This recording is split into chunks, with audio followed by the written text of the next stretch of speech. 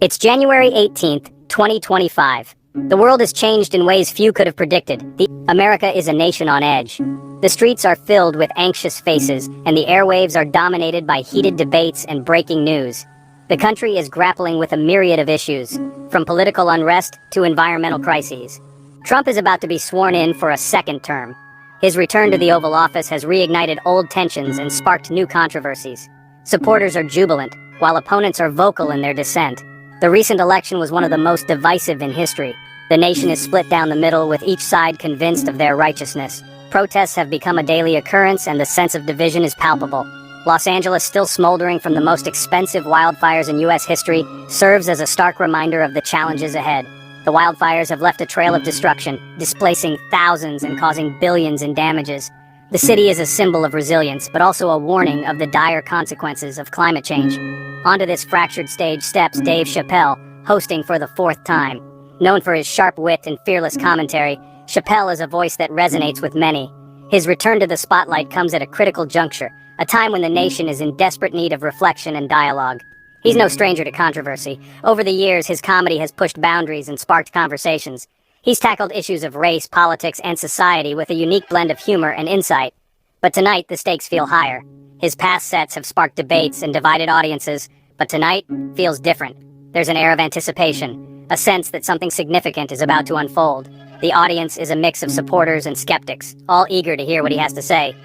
There's a weariness in his eyes, a sense of responsibility weighing on his shoulders. Chappelle knows the power of his platform, and he understands the impact his words can have. He's here to do more than just entertain. He's here to provoke thought and inspire change. He knows the country is hurting. The pain is visible in the faces of those who have lost loved ones, homes, and a sense of security. The nation is in mourning, grappling with a collective trauma that has left deep scars. He knows the world is watching.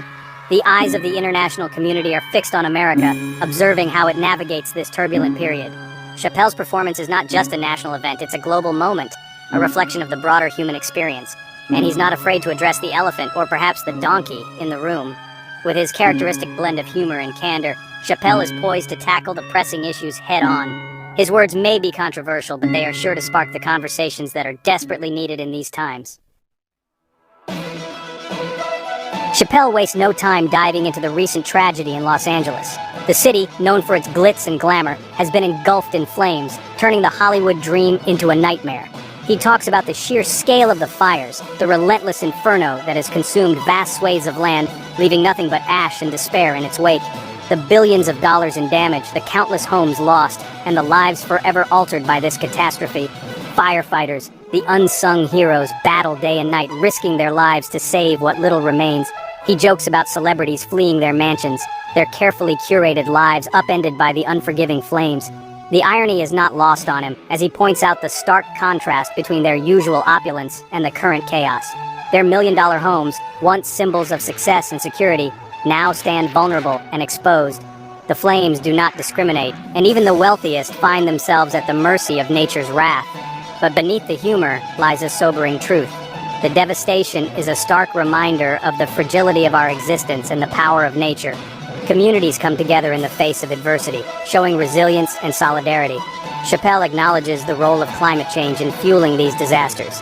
The increasing frequency and intensity of wildfires are a direct consequence of our changing climate, a reality that can no longer be ignored.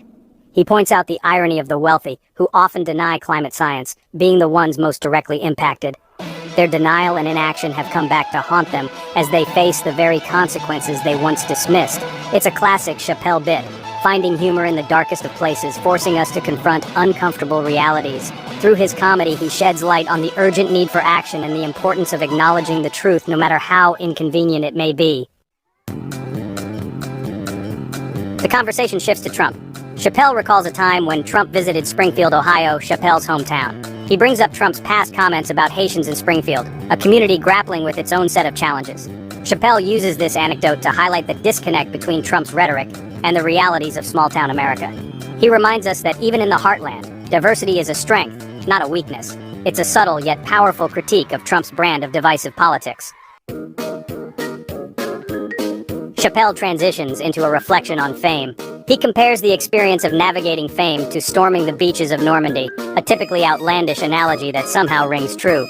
He jokes about not being invited to Diddy's infamous parties, attributing it to his looks, his humor, self-deprecating and disarming. But beneath the jokes lies a deeper truth about the isolating nature of fame. Chappelle reminds us that even those who seem to have it all face their own struggles, their own demons. It's a humanizing moment that reveals the vulnerability beneath the comedic persona. Section 5, a moment of solace, remembering Jimmy Carter's legacy. The mood shifts again, turning somber as Chappelle addresses the recent passing of former President Jimmy Carter. He shares a personal anecdote about meeting Carter in Palestine, witnessing firsthand his unwavering commitment to peace and humanitarianism. Chappelle's voice softens as he speaks of Carter's integrity, his humility, his unwavering moral compass. It's a poignant tribute to a man who dedicated his life to serving others, a stark contrast to the current political climate. Section 6, a plea for unity and leadership in a divided nation. With Carter's legacy in mind, Chappelle addresses Trump directly.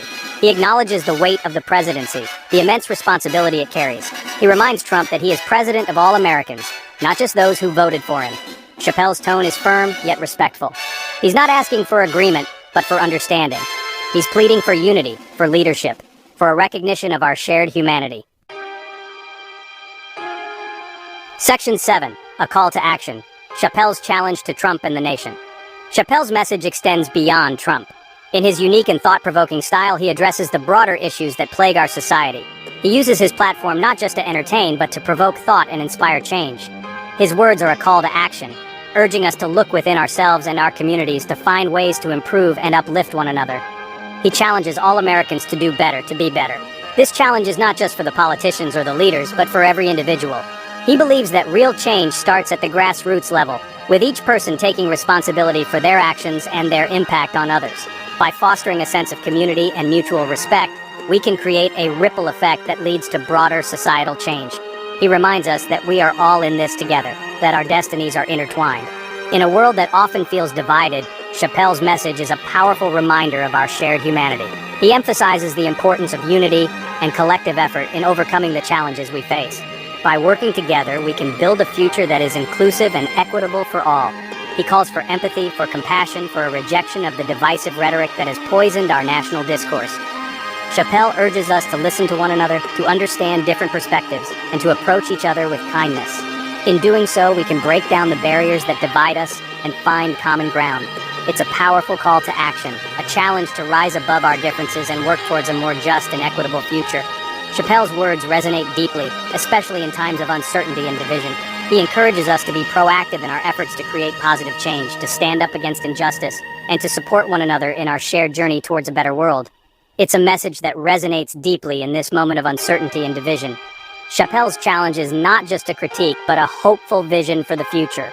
He believes in the potential for growth and improvement, and he calls on each of us to be a part of that transformation. By embracing his message, we can work together to build a society that reflects our highest ideals and values. Section 8, Glorilla, a burst of energy in a sea of reflection. As Chappelle's monologue concludes, the energy in the room shifts dramatically. Glorilla, the night's musical guest, bursts onto the stage, her energy infectious, her music a vibrant celebration of life. It's a stark contrast to the introspective tone of Chappelle's set, a reminder that even in the darkest of times, there's always room for joy, for celebration, for the unadulterated energy of youth. Section 9, a night of contrasts, laughter, tears, and a call for a better tomorrow. Dave Chappelle's 2025 SNL monologue was a roller coaster of emotions, laughter, reflection, sadness, and ultimately, a glimmer of hope. It was a microcosm of the times we live in, a reflection of a nation grappling with its identity, its past, and its future. But above all, it was a reminder of the power of comedy to hold a mirror to society, to make us laugh, to make us think, and sometimes to challenge us to be